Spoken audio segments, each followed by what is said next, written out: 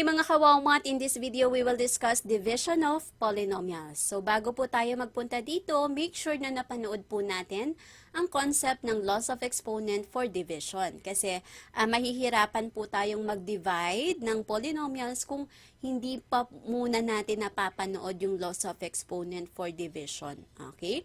Kasi hindi po natin i-discuss pa dito yung kung bakit naging ganon, bakit ganon. So, dapat po pinanood po muna natin yung loss of exponent. So, our objective, divide polynomials. So, in division of polynomials, we will focus on dividing monomials, dividing polynomials, and of course, paano kapag meron na tayong 2 or more terms. Okay? So, in this slide, focus muna tayo sa monomial. So, kapag sinabing monomial, parehong one term. Okay? So, paano kapag meron tayong x raised to 5, y squared divided by x squared, y raised to 7, or y to the 7th power. So, kung napanood natin yung loss of exponent, kapag nagdi-divide po tayo ng base, ng exponent, ng polynomial with the same bases, okay, ang ginagawa po natin sa exponent is mina-minus. Okay? So, ito ay madali na lang kung napanood nyo na yung loss of exponent. Okay, so, we have x raised to 3 over y raised to 5. Kasi 5 minus 2, this is 3. And then 7 minus 2, this is 5. So, kung nasan po yung mas mataas na exponent, doon po natin ilalagay yung sagot. So, nasa taas siya, ito, 7 minus 2, edi y raised to 5, sa baba ko nilagay kasi mas mataas yung 7. Another example, I have here negative 8a raised to 4b c raised to 7 divided by 4a raised to 4b cubed c squared. So, kapag ganito na meron po tayong coefficient, i-divide po natin yung coefficient. So, negative 8 divide 4, that is negative 2. So, sa taas natin siya ilalagay. Okay? So, negative 8 divide 4, that is negative 2. Parang ano lang din, since mas mataas ito, yung negative, yung 8, dito mo siya ilalagay sa taas. Okay? Next, dun sa a natin, a raised to 4, a raised to 4, so 4 minus 4, this is already 0. So, a raised to 0, and a raised to 0 is equal to 1. Okay? At ang 1 ay hindi na po natin yan ilalagay once na meron ka pang expression na naiwan dito. So, wag mo na ilagay yung 1. Okay? Kasi, pag ito tinimes mo sa 1, ganun din naman po ang lalabas. So, kapag 1 na po, nag-raise to 0 na siya, hindi na po natin siya kailangan ilagay. Unless, yun na lang ang natirang sagot. Okay? So, for B, 3 minus 1, merong 1 dito. So, 3 minus 1, that is B squared. 2 na lang. So, sa baba natin siya ilalagay dahil mas mataas si 3. And then for C, 7 minus 2, that is 5. So, C raised to 5. Mas mataas si 7, so sa numerator. Kung nilagay si C raised to 5. Next, I have negative 6x raised to 4, y raised to 3, divided by 15y squared z. So, in this case, we cannot divide negative 6 and 15. Pero, pwede mo siyang i-lowest term. Okay? Hindi mo siya madidivide kasi, ano siya, tawag nito, merong remainder, 'di ba? Pero, pwede mo siya i-lowest term. So, we will be looking for the greatest, anong ba yung common factor nila? So, pareho silang 3. Pareho mo silang pwedeng i-divide sa 3. So, therefore, negative 6 divide 3, that is negative 2. And then, 15 divide 3, that is 5. Okay, so, negative 6 divide 3, that is negative 2. 15 divide 3, that is 5. And then, for x raised to 4, wala tayong x na variable sa baba. So, as is, copy lang. For our y, 3 minus 2, that is 1 na lang. So, y na lang po yan. So, sa taas kasi mas mataas si 3. Doon mo siya ilalagay. And then, for our z, wala tayong z sa numerator. So, copy lang po. So, therefore, our final answer is negative 2x raised to 4y divided by 5z. Next. I have 2a raised to 8, b raised to 4 over 6a raised to 6b. So, ito rin. So, since hindi pwedeng i-divide, pero pwede naman siya i-lowest term. So, ano po yung common factor nila? 2. So, 2 divided by 2, that is 1. Ay, okay. Hindi ko pa siya na-divide. Okay. So, ang ginawa ko pala muna, inuna ko to, yung mga variable. Okay? So, yung A natin, 8 minus 6. So, 2 na lang. So, sa taas ko ilalagay yung A squared kasi mas mataas si 8. And then, 4 minus 1, this is 3. So, B cubed. So, sa numerator din kasi mas mataas si 4. So, A squared B cubed. Now, pagdating dito, kunin natin yung kanilang common factor. So, that is 2. So, we will get 2 divide 2, that is 1, and then 6 divide 2, that is 3. Now, wala na kayong nakikitang 1 dito. Yes po. Kapag 1, hindi na po natin ilalagay yan kung meron ka namang dito, expression pa. Okay? Pero halimbawa, wala tong a squared b cubed, ilagay mo yung 1. Kung halimbawang wala ito, lagay mo yung 1. Okay? So, since ito ay 2 divide 2, 1, wag na po natin ilagay yung 1. Okay, and then 6 divide 2, 3. Next. So, I have 5x cubed y raised to 0 over x squared y squared. So, we all know that any expression raised to 0, that is always equal to 1. Okay, so para siyang 5x cubed times 1. Kasi parang to ita-times mo siya sa 1 kasi any expression raised to 0, that is 1. Okay? Over x squared y squared. Now, anong gagawin natin dyan? So, ito po, si 5, wala ka namang i-divide, so 5 pa rin. And then, 3 minus 2, so x na lang po matitira, 1 na lang. And then, si y squared, wala namang y tayong variable sa numerator, therefore, just copy y squared. So, ma'am, ano po nangyari sa 1? Pwede na po natin siyang alisin kasi 5x times 1, that is still 5x naman. Okay? And then, I have negative 12 m raised to 4 n raised to 2 over 8 m raised to 4 n raised to 6. So, we have negative 12. Ano po ang common factor nila? 4. So, negative 12 divide 4, that is negative 3. 8 divide 4, that is 2. Okay? And then, for our m, 4 minus 4, 0 na to. So, wala, 1 na yon, raised to 0, 1 na siya. And then, yung 6n natin, 6 minus 2, that is 4. So, dito ko ilalagay yung n sa denominator kasi mas mataas si 6. Okay? Next, dividing monomials with, eto na yung meron na sa labas. So, paano natin siya gagawin? So, monomial siya and then naka-raise pa siya. So, power to a power. Okay? So, kapag ganito, distribute po natin muna. So, distribute po muna natin 2 squared, a squared, b, 2 times 2, that is 4, and then c squared. Okay? And then, lahat ito, 4 squared, a raised to 4 times 2, that's why it's 8, and then b squared. So, ita-times po natin lahat nung exponent dun sa exponent na nasa labas. Okay, now, after this, pwede na ba tayong mag-divide 2 divide 4? Hindi pa po. So, hanggat hindi pa ito number, pag sinabing number, yung whole number, ibig sabihin yung wala na siyang exponent, dapat. Doon lang po tayo mag-divide. Pero hanggat meron pa, hindi po natin siya pwedeng i-divide kasi meron pa siyang exponent. So, i-simplify po muna natin yan. So, that is 2 squared is 4, 4 squared is 16. And then, copy po muna natin yung mga ating literal coefficient. And then, next, so ito pwede na. So, 4 over 16, so pwede mo siya i-divide by 4. So, 4 divide 4, that is 1. Di na po natin kailangan ilagay. And then, 16 divide 4, that is 4. Now, yung a natin, 8 minus 2, that is a raised to 6. So, sa denominator, kasi mas mataas ito. For our b, 4 minus 2, that is b squared. And then, 2, yung c natin, walang c sa denominator, so copy lang. Okay, so therefore, this is our final answer. Next, I have negative 4x raised to 3, y raised to 0, z squared, over 6xy, z squared raised to 3. So, ganun ulit. Ano muna na, pwedeng ganito. Halimbawa, binigyan ka nito. Okay? Pwede naman na kesa negative 4 raised to 3, tapos 6 raised to 3, ang laki ng value mo nun. So, pwedeng kapag nakita mo malaki yung number, pwede mo siyang tawag nito, i-lowest term muna. Okay? So, ito, actually, pwede mo rin tong i-lowest term. But since mababa lang naman yung number, pwede nang kahit hindi na. Okay? So, ito, pag nag-6 cube kasi ako dito, ang laki, 'di ba? So, i-lowest term muna natin. So, pwede natin siya i-divide both by 2. So, negative 4 divide 2, that is negative 2.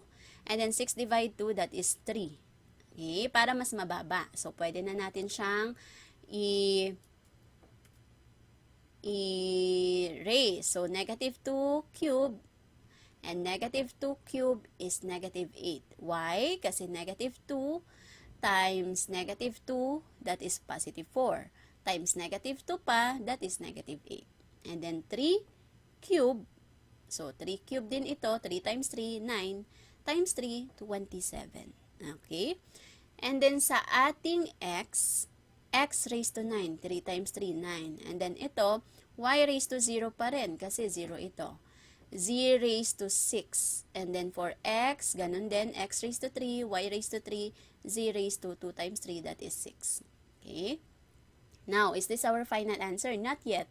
Kasi ito, since meron bang common factor itong dalawa? Wala po. So, hindi siya pwedeng i-divide by 4, by 3. So, hindi pwede. So, therefore, as is na po yun. Okay? Focus tayo dun sa ating variable. 9 minus 3, this is x raised to 6 na lang. Okay? Bakit ko nilagay sa taas? Kasi po, mas mataas si 9. And then, yung y natin, 3 minus 0, so that is still 3. So, y raised to 3, nasa baba. And then, yung ating z, 6 minus 6, that is 0. So, cancel na to, and that is equal to 1. So, hindi mo na kailangan naman ilagay ang 1. Okay? Next. So, I have, in this case, ang meron lang pong exponent dun sa labas ng parenthesis natin ay yung numerator. So, merong case na ganito po So, kapag ganito, hindi buo yung kanyang parenthesis. So, kapag buo siya, ibig sabihin yung exponent na to para sa lahat ng nasa loob. Kagaya rin ito. Pero dito, since ito lang yung nakaparenthesis at ito lang yung may exponent, ibig sabihin itong exponent na to ay para lang po dito. So, wag po nating isasama yung nandito sa denominator. Kung ang parenthesis mo ay ganito, ibig sabihin sa kanilang lahat yan. Ito lang. Ibig sabihin para lang siya sa numerator. Okay? So, we have 3 squared x raised to 8, y raised to 6. So, ito po siya. And then, copy natin yung denominator. Now, hindi mo pa pwedeng i-divide o i-lowest term si 3 at si 12 kasi meron pa tayong exponent dito. So, kahit sabi ko, i-simplify muna. So, 3 squared is 9. Okay, 9. And then 12. Now, yung ating 9 and 12, ang common factor nila is 3. So, 9 divide 3, that is 3. 12 divide 3, that is 4. Sa variable natin, 12 minus 8, that is 4. So, x raised to 4. So, sa denominator, kasi mas mataas si 12. And then, yung y raised to 6 natin, 6 minus 6, that is 0. And that is equal to 1. Okay? Now, let's have dividing a polynomial by a monomial. So, paano naman kapag meron tayong polynomial, tas ang dami na, di ba? Tapos, i-divide siya sa monomial. So, paano ang gagawin natin? So, first, arrange the powers of a certain variable in descending order. So, make sure na naka-arrange po yung ating polynomial in descending order. Pag sinabing descending order, yung degree niya. Yung degree ng ating variable dapat simula sa mataas pababa. Okay? After arranging, divide each term of the polynomial by the monomial. And then, add the quotients kung meron tayong like terms. Kung wala, edi yun na po ang sagot. So, let's have this one. So, ang gagawin po natin, check muna kung naka-arrange. So, 3, 2, 1. Okay? Now, divide natin yan lahat. So, divide each term. So, divide mo si 24x cubed sa 8x. Divide natin si negative 16x squared kay 8x. Divide rin natin si 32x kay 8x. Okay? So, 24 divide 8, that is 3. And then, 3 minus 1, that is 2. And then, ito ay minus. So, 16 divide 8, that is 2. And then, 2 minus 1, that is 1 na lang. And then, 32 divide 8, that is 4. Ito ay makakancel na kasi 1 minus 1, 0. So, that is 1 na. So, wala na. So, therefore, we have 3x squared minus 2x plus 4. Next. So in this case, as you can see, I have here y squared and then y cubed. So ang first step natin, you have to arrange. Arrange muna. So we have negative 27y cubed plus 18y squared. Arrange muna natin. And then divide na po natin pareho. So divide natin si negative 27 kay ito, yung first term. And then divide din po natin ito. Okay. So, negative 27 divide negative 9. So, that is positive 3 kasi same sign yan. And then, 3 minus 2, that is 1. Proceed tayo dito. 18 divide negative 9. So, different signs ito. So, that is minus. 18 divided by negative 9 minus 2. And then, since pareho silang y squared, magsi-0 na yan. So, cancel na. Okay. So, equal to 1 na yan. So, we have another example. So, another example. So, ganun lang ulit. Divide lang po natin siya sa lahat. So, 24 divide 4, that is 6. And then, 5 minus 2, 3. And then, negative 8 divide by, minus. And then, 8 divide 4, that is 2. And then, 3 minus 2, 1 na lang. And then, 16 divide 4, that is negative 4. Kasi minus ito. And then, wala na to. So, 2 minus 2, that is x raised to 0. And that is equal to 1. So, hindi na natin ilalagay yung 1 ha, kasi negative 4 times 1, that is still negative 4. Okay? So, kapag nag-1 na to, automatic, or nag-0 na yung exponent niya, automatic, wala na po yun. Kasi equal to 1 naman na siya. And then next, first, arrange natin. So, mauuna muna si negative 18y raised to 4, followed by negative 36y raised to 3, and then plus 24y. Okay, so negative 18 divided by negative 3, that is positive 6. 4 minus 1, that is 3. And then negative 36 divided by negative 3. So that is positive 12.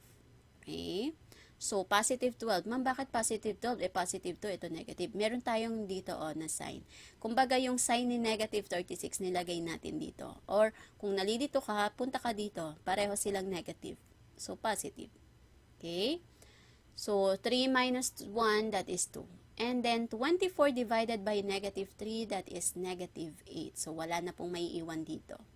Okay, now, let's have this one. Paano kapag polynomial and then binomial? So, ito yung medyo complicated na at ito, talagang gagamitan natin ito ng long division. So, please bear with me, medyo mahaba siya at ang binigay ko dito ay 3 example. Okay? So, para maipakita ko yung iba't ibang case. So, ganun din. Kapag binigyan ka nito, make sure na naka-arrange po siya in descending order. And then, dapat kumpleto yung degree. So, kapag ganito, 3, 2, 1. Okay? So, we have this. 3, 2, 1. So, make sure na naka-arrange at dapat sunod-sunod po. Okay? And then, x minus 2. Kapag nagdi-divide po tayo, bawa ito muna, yung first term mo, dinidivide lang po natin siya dun sa may variable. Okay? Pero pag nagmumultiply tayo sa kanilang dalawa. Okay, so divide muna natin. So, x cubed divided by x, that is, okay, ito siya. So, x cubed divided by x, so 3 minus 1, x squared. So, yun yung ilalagay natin sa taas. Now, babalik tayo, parang long division ng whole numbers. Okay? So, x squared times x minus 2. So, imumultiply natin. So, x squared times x. So, i-add natin ang exponent niyan. 2 plus 1, that is 3. So, x cubed. And then, x squared times negative 2. So, negative 2x squared. Okay. Now, anong gagawin natin dito? Isa-subtract natin sila. Okay? So, subtract natin x squared minus x cubed minus x cubed. So, this is already 0. And then, negative 4x squared. Okay?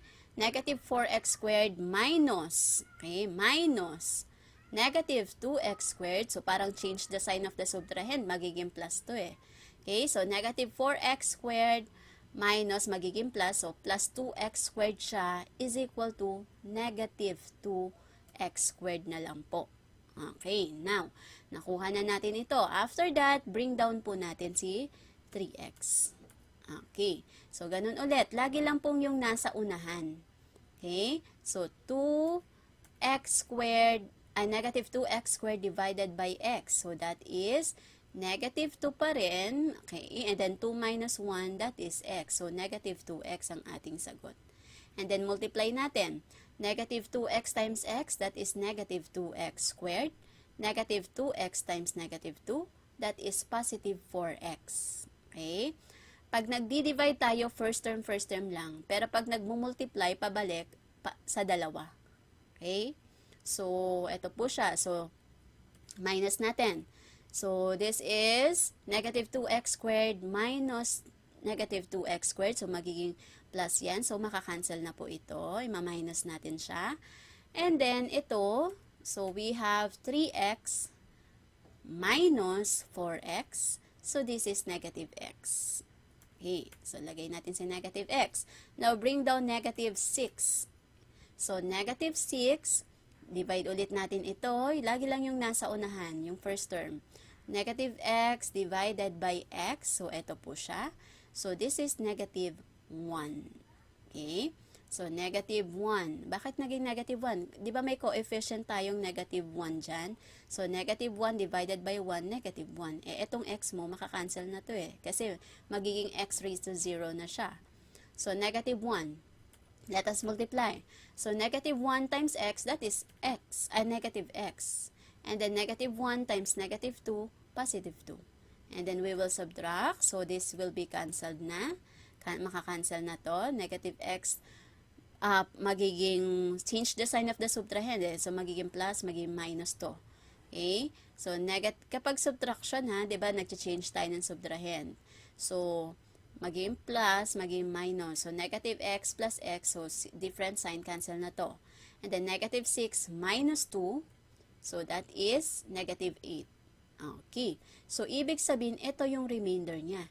Paano man natin malalaman na titigil na tayo? Na-bring down mo na to eh. Okay? Wala ka nang ibababa. Okay po? And then, aside from that, wala ka na ditong variable. Kasi, di ba, puro yung may variable lang po ang dinidivide natin. Okay? So, therefore, paano po natin isusulat ang sagot?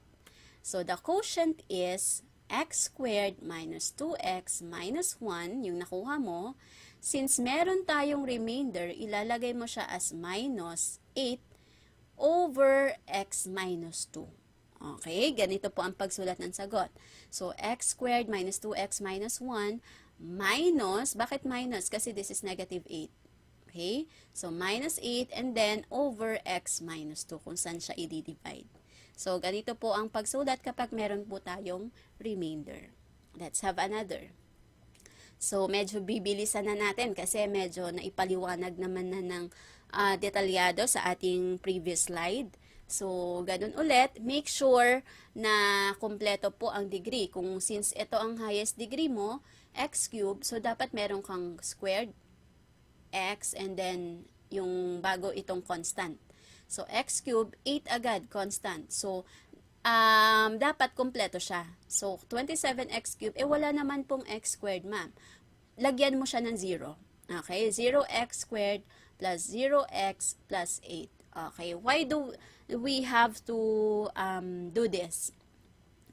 Kasi po, pag nag-multiply tayo, possible na merong lalabas na x squared dyan. So, kung wala kang niredy na x squared dyan at x, saan mo siya itatapat? Hindi mo siya pwedeng itapat dito at hindi mo siya pwedeng itapat doon. Okay? So, kapag ganito po na x cubed and then constant agad, lagyan po natin ng x squared, x. So, sunod-sunod, 3, 2, 1. Pero ang coefficient niya, 0 lang po. Okay? Para hindi lang po tayo malito at guided tayo. So, let us divide first 27x cubed, divide 3x. So, that is 27 divide 3, that is 9. And then 3 minus 1, that is 2. So, that is 9x squared. And then, multiply natin. 9 times 3, 27x cubed kasi 2 and 1. So, 27x cubed, 9 times 2, that is 18x squared. So, minus natin. Okay, so change the sign na to, magma-minus ito, magma-minus. Ganun lang naman pag subtraction, change mo lang to, minus, minus. So, cancel na ito. Punta tayo dito. So, ito po ay magiging, ayan na po, so 0 minus 18, so negative 18x. So, since wala ka namang ibabawas, ayan no, 0 to. So, negative 18x. 0 minus 18, 0 minus 18, so negative 18x squared. And then bring down 0x. Okay? So, negative 18x squared divided by 3x. So, negative 18 divided 3, that is negative 6. And then 2 minus 1, that is 1. So, negative 6x. So, negative 6x times 3, so negative 18x squared. And then negative 6 times 2, that is negative 12x. So, ganun ulit. Subtract natin. So, makakancel na itong ating first term. So, dito po tayo sa kabila, magiging 0 minus 0 minus negative 12. Or simply, change the sign of the subtrahend. Okay? 0, eto po. Gawin mo lang siyang plus. Ganun kapag subtraction, change lang natin yung subtrahend. Okay? So, kaya ang lumabas, positive 12x. Okay? So, change lang, plus. So, 12x. Or, pwede namang 0 minus negative 12. Ayan, magpa-plus rin naman siya dito. Okay? So, next, meron pa tayong naiwan. So, bring down 8. And then, divide natin ulit si first term, 12x, divide 3x. So, 12 divide 4, that is, 12 divide 3, that is 4. And then, wala na to. So, 4 na lang po. So, ayun na po. Positive 4. And then, multiply natin. 4 times 3x. So, that is 12x.